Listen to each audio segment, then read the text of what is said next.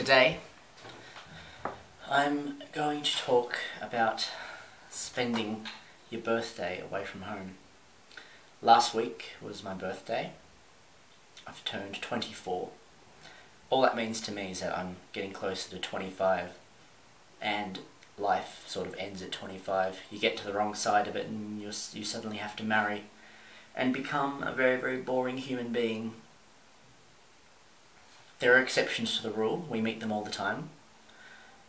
But by and large, people back home by 25, they've sort of settled, they moved into an apartment and they're living miserably with a spouse. Anyway, this is not the first birthday that I've spent abroad. When I was 16, I turned 17 here in France. That was down in Bourg-en-Bresse, a little town sort of east of Lyon, west of Geneva. It was quiet. We went to the local bar. It was just me and a local Frenchman who had sort of taken me under his wing. He was very nice to me. He took me to the bar. We had some drinks. We met one of the local radio presenters, and we went back to Énergie in Bourg-en-Bresse, and he let me play around on like the radio equipment. That was quite fun. And he said happy birthday to me on the radio. So that was my 17th. I then turned 22 in Strasbourg, and that was just me alone in a bar, and it wasn't so bad, just me and the waitress really, but she let me put on all my music. So I drank about 2 pitchers of beer by myself, played some pool against the waitress, and went home. See, I had invited friends to come out, but they had all gotten into fights with their better half that night, and so no one came for fear of seeing their boyfriend or girlfriend there. It was very, very bizarre. This birthday, I turned 24 here in Nancy. I went to, as per usual, my local pub, and we had about 40 people there, because it wasn't just me, it was a colleague, Guillaume, and the party was mostly organised by Ithamar, another colleague. That was good. I was actually too busy talking and socialising to drink, which made it far better than any of my other birthdays here. And then we went clubbing until about 5 in the morning, and I was just tired the next day.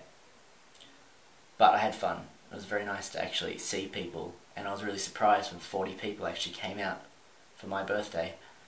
I think the largest crowd I've ever pulled in the past would have been at my house, because back home in Australia, it's summer in November. It's just sort of, and especially towards the end of November, where it's my birthday, it usually about 30 degrees, so at night it's still quite warm. We go back to someone's house, so we were at my house, we're about 15, 16 of us. We had lots of alcohol, some music, lots of food, we ordered in tens of pizzas, we ate ourselves stupid, and then we went skinny dipping in my pool. None of the girls did, it was just the guys, which was worrying. But the girls watched. And that's to me struck me as like a cultural difference, like how birthdays are celebrated. In Australia, you go to the pub with your close friends, just your close mates. They all buy you drinks. You get too drunk to walk, and then they put you in a taxi somewhere to a strange place. You put your friend on a train to Brisbane or Melbourne, so they can wake up in a pile of their own, vomit in another city, 1,000 kilometres away. I've known people to do that here in France too. They'll sort of put their mate on a train to Nîmes. I was praying that no one would do that to me, actually. However, here in France, maybe not so much the French per se, but in some other cultures I've interacted with, I know like sort of some of the Eastern cultures, so like Romania, the Greeks, Russians, like they have to put on a party, they have to throw a party, they have to make sure that everyone is fed and watered. And that's just ridiculous, because it's your birthday, you're supposed to be celebrating and not serving food to your friends.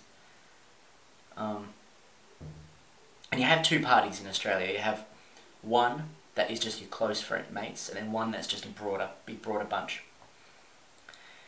Here, again, I've noticed they just have one big party that everyone comes to. friends and family. Like, I don't want my friends mixing with my family, or vice versa. Speaking of family, so I don't even tend to spend birthdays with my family. You know, I'll have a dinner with my mum and that's it. For my 21st, I did go out to a restaurant with I got my dad and my mum, first time they were together. I mean, I've seen them in the same room since I was 2 years old. And it was all very nice. It was a lovely dinner. Too bad I was wretched hungover.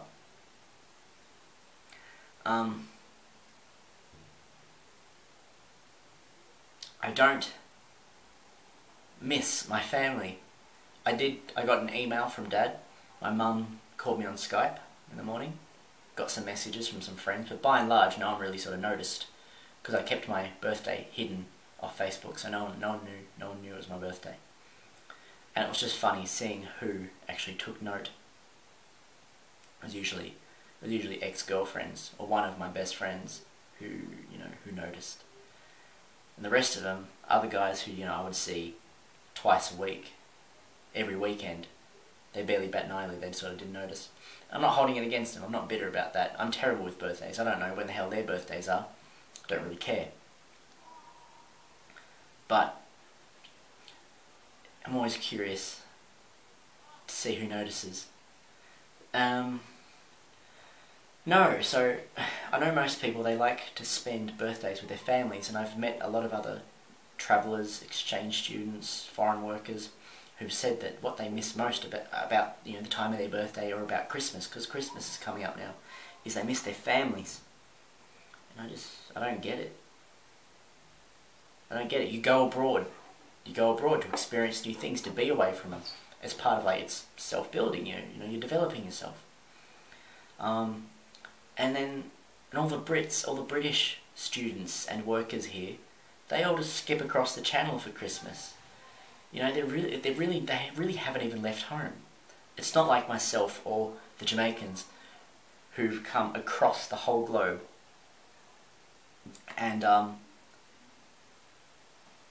we can't just turn around and go home for the weekend. We can't go away for Christmas. It just doesn't work like that. It was hard enough getting here, let alone going back for Christmas.